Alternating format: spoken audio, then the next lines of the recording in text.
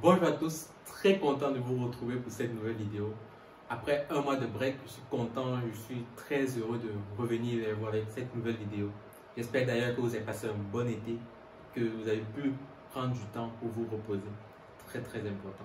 Aujourd'hui, on propose de voir avec toi comment est-ce qu'il faut préparer son entretien d'embauche pour être recruté en Big Four notamment. On voit tout cela après le jingle.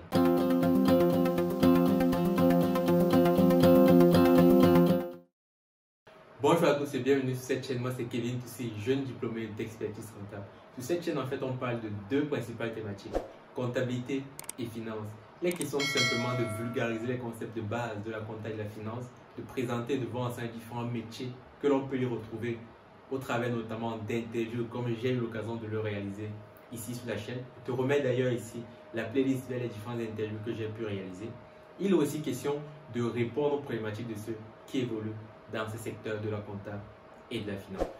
Aujourd'hui, comme tu l'as vu dans le titre et en introduction de cette vidéo, je propose de voir avec toi comment est-ce qu'il faut préparer de façon la plus optimale possible un entretien d'embauche que tu peux avoir en Big Four, que ce soit pour un stage ou alors même pour un CDI. Tout d'abord, il faut comprendre que cette vidéo, cette méthodologie que je te propose est pertinente uniquement lorsque tu es nouvel arrivant, lorsque tu es débutant en audit en Big Four. Donc, il s'agit principalement des postes de junior, de stagiaire et ou de junior 1. Pour les postes expérimentés, le contenu de cette vidéo ne sera pas forcément adapté parce qu'il y aura des éléments en plus à rajouter à cela. Cette partie en plus fera d'ailleurs l'objet d'une prochaine vidéo sur la chaîne. Pour bien préparer son entretien d'embauche, à mon avis, il y a deux étapes importantes à ne pas louper. Avant l'entretien et pendant l'entretien. Regardons tout d'abord le format des entretiens des différents Big Four. Ils peuvent diverger d'un Big Four à un autre, mais globalement, on va dire une structure comme celle-ci. Un entretien RH, un test d'anglais, peut-être un entretien de groupe, et aussi très souvent, il y a des tests de personnalité qui vous sont demandés. Donc, le test d'anglais et le test de personnalité sont généralement demandés à faire en amont, tandis que l'entretien de groupe et l'entretien de façon générale, qu'il soit RH avec un RH ou alors un manager, un senior, quelqu'un d'opérationnel, lui seront faits pendant l'entretien tout simplement. On va donc prendre chacune de ces étapes dans ce format d'entretien que je propose et voir ce qu'il faut faire avant et pendant l'entretien. Le test d'anglais.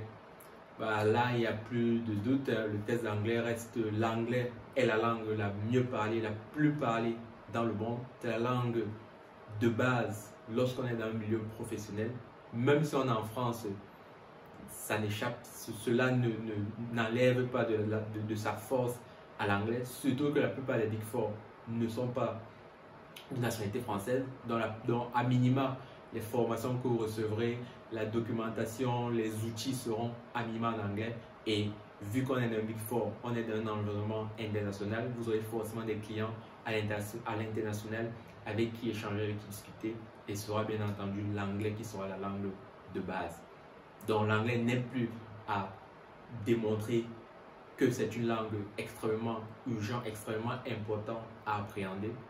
Comme vous le savez, si vous n'avez pas l'anglais aujourd'hui, ce n'est pas... Non, avoir l'anglais aujourd'hui n'est pas un plus, n'est pas un élément distinctif.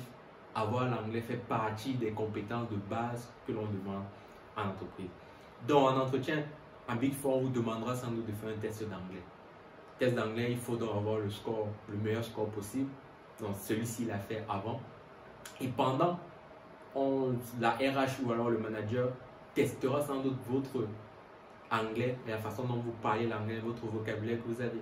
Donc, il faudra à minima connaître sa présentation en anglais et pouvoir s'exprimer tout simplement plus ou moins fluidement lors de l'entretien en fonction des questions que l'on vous pose.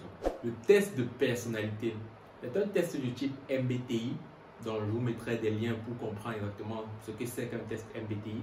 Mais le but de ce test, c'est de répondre à des questions de façon assez rapide, sans trop y réfléchir.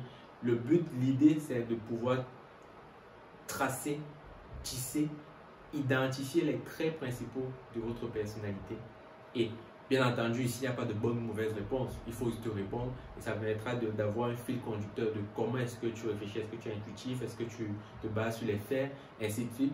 Et ces éléments pourraient être débriefés pendant l'entretien, notamment avec la RH. Ici, il n'est pas question d'avoir juste ou faux, d'avoir raison, d'avoir tort, d'avoir tel ou tel comportement. L'idée, c'est de t'amener à être conscient de ton profil de façon générale et de en être conscient et de savoir comment l'utiliser pour pouvoir réussir dans ta carrière professionnelle. Avant l'entretien, il faut aussi également et surtout maîtriser sa présentation, maîtriser son CV. Maîtriser sa présentation parce que pendant l'entretien, je te doute bien, tu auras au début un minimum un moment où le RH ou le manager ou la personne du terrain qui te passera l'entretien te demandera de te présenter. Donc cette présentation, il faut la connaître par cœur, j'ai envie de dire. Moi, je me rappelle lorsque je faisais les entretiens, ce que je faisais avant, c'est que je rédigeais sur un Word ma présentation.